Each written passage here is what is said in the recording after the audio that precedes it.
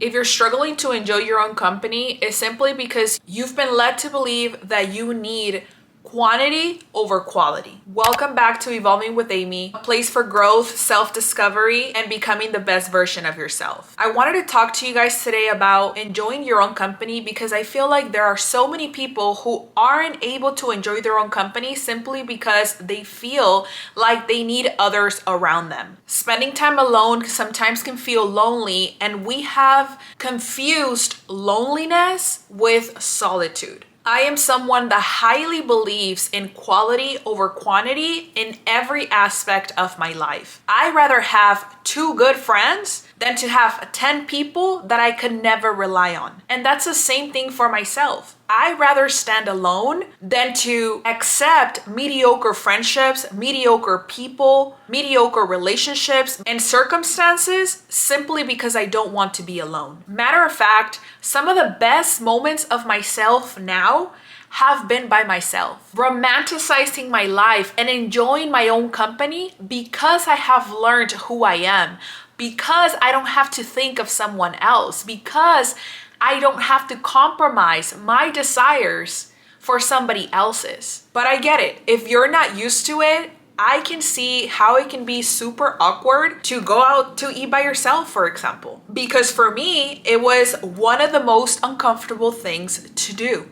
But now I can come on here and tell you that I have been able, and I continue to go out and take myself out to eat. I've taken myself out to concerts by myself, to comedy shows by myself. I've traveled to South Asia by myself. Little Amy would have never guessed that that would have been a thing for her because I was so afraid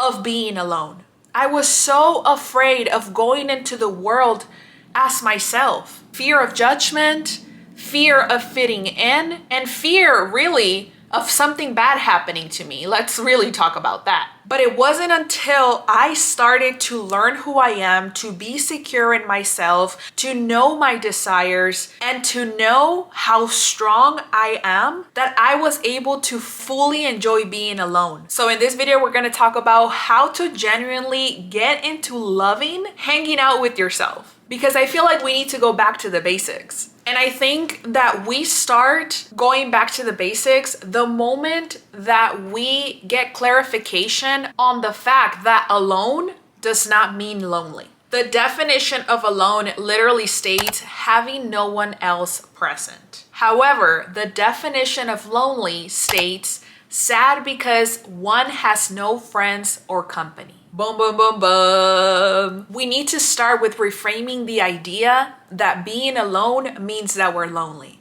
Sometimes I just want to be alone. Sometimes I'd rather go out to eat by myself than with someone else. Sometimes some people don't like sushi and I do, and I want to go take myself out for sushi. Am I never gonna have sushi simply because my friends don't like it? Absolutely not. The problem is that so many people think that being alone means loneliness. But truly what it is that being alone, it's only lonely if you don't like your own company. If you don't enjoy it, if you don't enjoy yourself, of course you feel lonely. Of course you feel FOMO. Of course you want to be with others because you don't even enjoy yourself. Now ask yourself this question.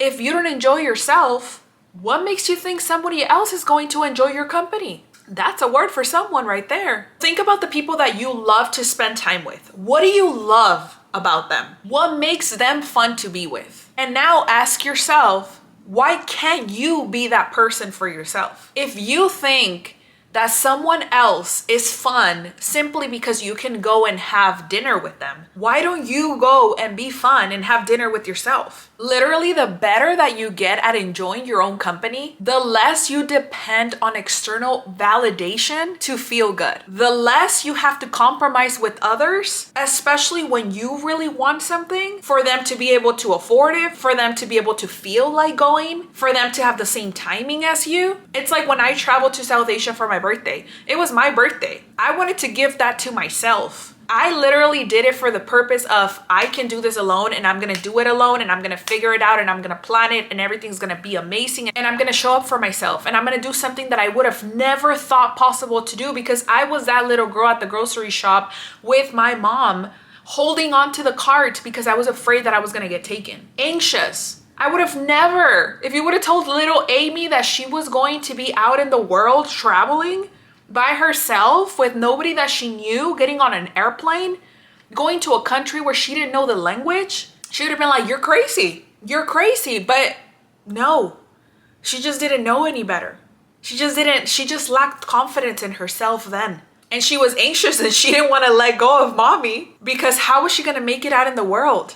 And yet, look where we are now. Look where we are now. We've made it. We've done it. The moment I stopped seeking external validation for where I was going to go, for what I was going to do, for having fun in things that maybe to others weren't fun, or maybe that others would never do, I started to feel so empowered because of it. And the more time I spent by myself, the more I knew that regardless of who came in and out of my life, I knew who I was, and I was gonna be okay. Because no matter what, baby, if I wanna go see Chris Brown in concert again by myself, I will. I've done it once and I'll do it again. Because if I wanna go and travel somewhere else to another country by myself because nobody else of my friends wanna go, because they don't have the money, because the schedule just doesn't align, I am not gonna wait for somebody else's birthday to come around to then go where I wanted to go for my birthday.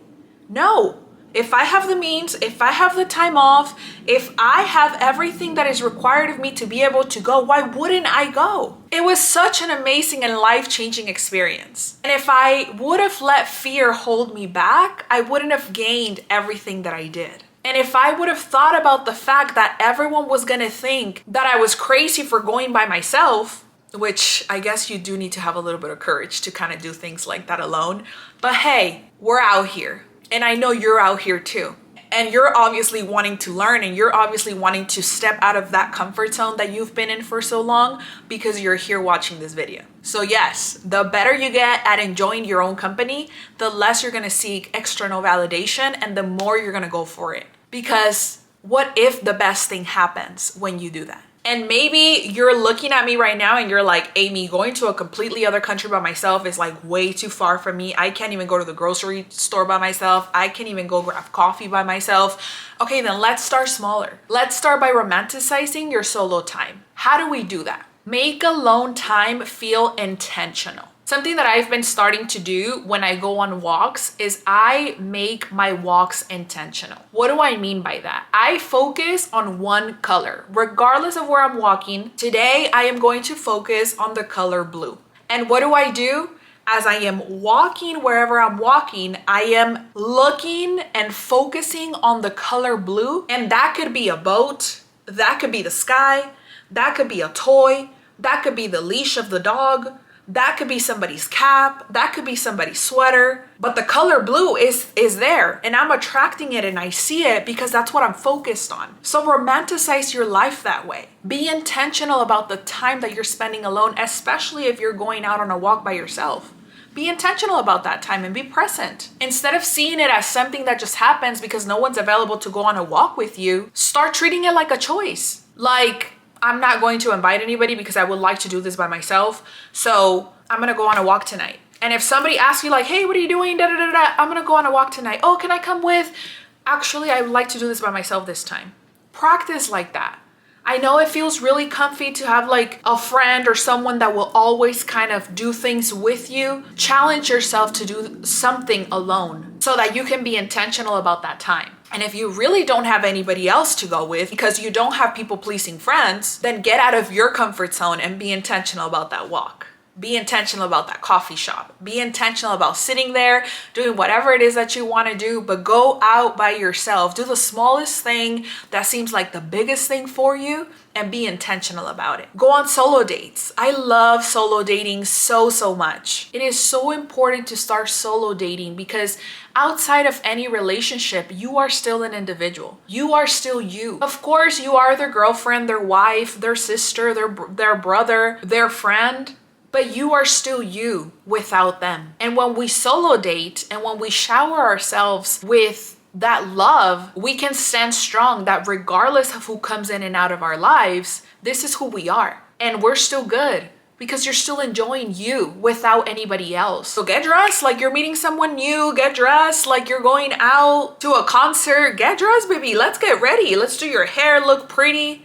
Do your makeup. Don't come out in PJs. Don't come out all like, oh, I just got up. Like, no, get ready like you're going on the best date ever. Even if you're gonna go on a solo walk, look pretty. You don't have to do your makeup if you don't like to, but do your hair. Don't be coming out with your hair all over the place. Remember, you're showing up for yourself.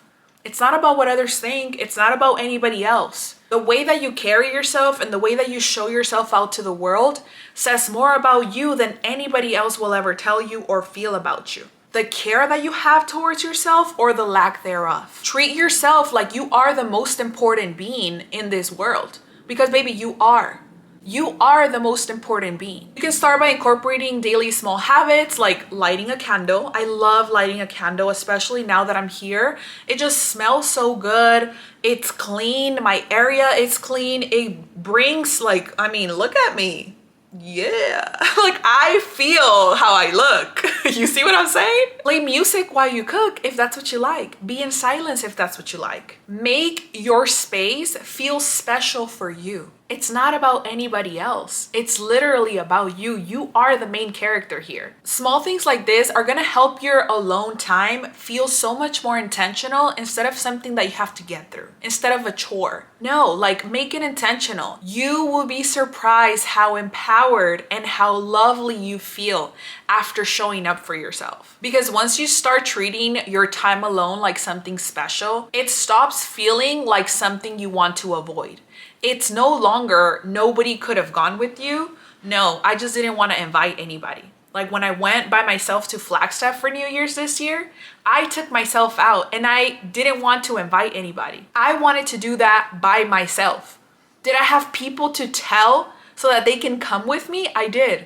And I didn't want to. Not because I didn't like them, not because I didn't want to spend time with them, simply because I wanted to spend time alone. And that's all fair. So learn to sit with yourself. Literally get comfortable with silence. If you're the type of person that always needs noise in the background, like TV in the background, scrolling endlessly on the phone, always being around people, ask yourself why. Like, why is it that I always need some sort of noise? Why is it that I need someone to talk to me, someone to be around, someone to be listening to? Why? Sometimes we avoid silence because we simply don't want to sit with our thoughts. But it is when you do sit with your thoughts that you start to understand yourself a lot better. And you start to get to know yourself on a deeper level, like getting to know a friend. This is when journaling and self-reflection comes in. One of the best ways to get to know yourself is by writing. You can ask yourself questions like, what do I actually enjoy? What drains me? We all are different individuals that get drained by different things.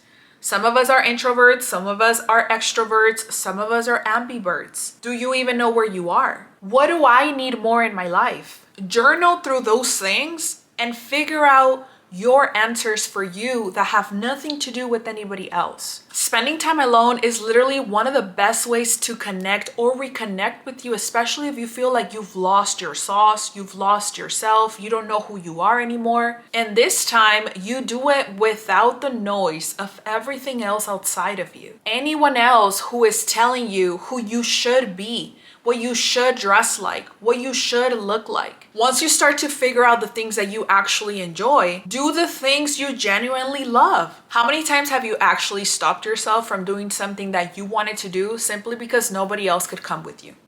Or simply because nobody else wanted to do what you wanted to do?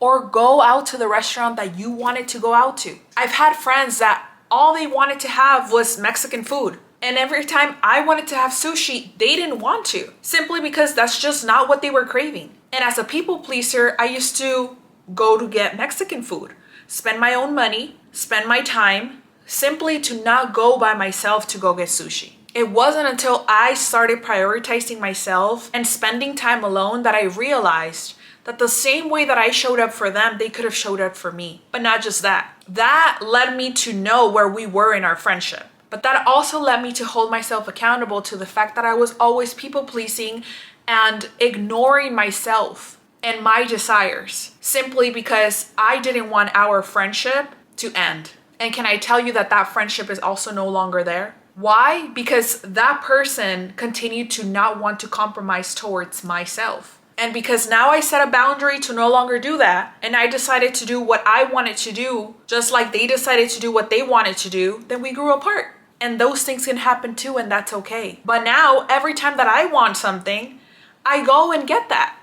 And if there is another friend or another person that wants something else, I still compromise and they compromise. But if I really am craving something specific, guess where I'm going? Regardless of whether or not there's somebody to come with, which sometimes I won't even ask anyone, I'll just go and eat whatever it is that I want to eat. So go to the concert, go to the sports event, go try that restaurant, take the trip. Life is way too short for us to be waiting for the next individual to want to do things when we want to do them. Schedules don't always align, and that's okay. Whether or not you can, now this is the way I invite people. I'm gonna go here in June. I would love for you to come. Let me know if you're down. I'll send you the details. If you're not, that's okay. I'm still going. It takes the pressure off from the other person having to feel like they have to, because whether or not they're going, you're coming. And stand to that. If they don't come, you're still going. And go have fun. Go get to know yourself. Go spend time with yourself and get to see everything that this world has to offer. Because I promise you, it's so much more than your surroundings. When you do things because you genuinely love them, like exploring new hobbies, you start spending time alone and doing things purely because you want to, not because someone else influenced you to do it. Pick up a hobby just for fun, whether that's painting, hiking, baking, photography, pottery, yoga, anything that makes you lose track of time, anything where you find excitement, anything that is fun for you. Because the more you do things for you, the more you realize how fun and interesting you are. And the same way that in the past you found others to be so fun and so intriguing and so exciting, now you know that you are the fun person and that you are someone that regardless of who comes or who doesn't, I'm having fun.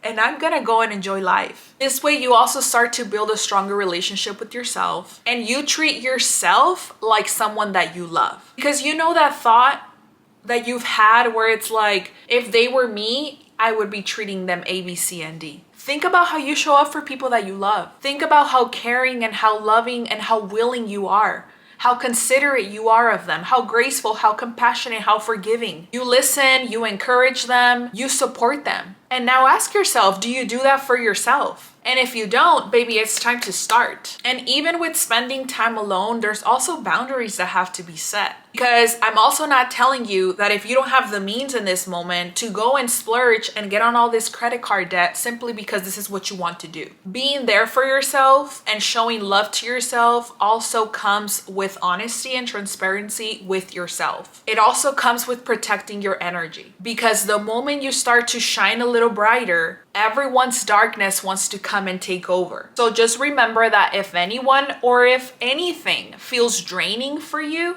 listen to that feeling and maybe don't do that next time. This is about discovering yourself. This is about discovering how you continue to show up for you and how you are going to build that relationship with yourself. Not everything you try, you're gonna love, and that's okay. Maybe you did it once and you won't do it next time. But maybe now you'll be able to explore something new because you already tried something new that you hadn't done in the past. The stronger the relationship you have with yourself, the stronger every other relationship will be out there in the world. At the end of the day, you are literally the one and only person that you are going to live with for the rest of your life and that you have lived with your whole entire life. If you are someone that already enjoys their time alone, I would love to hear in the comments what you guys love doing, because maybe I can get some new ideas, but also anyone else that's watching can get new ideas from you. And if you're not, I'd invite you to encourage others who aren't doing it to also start doing it for themselves. Learning to enjoy your own company is one of the greatest things that you're going to be able to do for yourself. So I cannot wait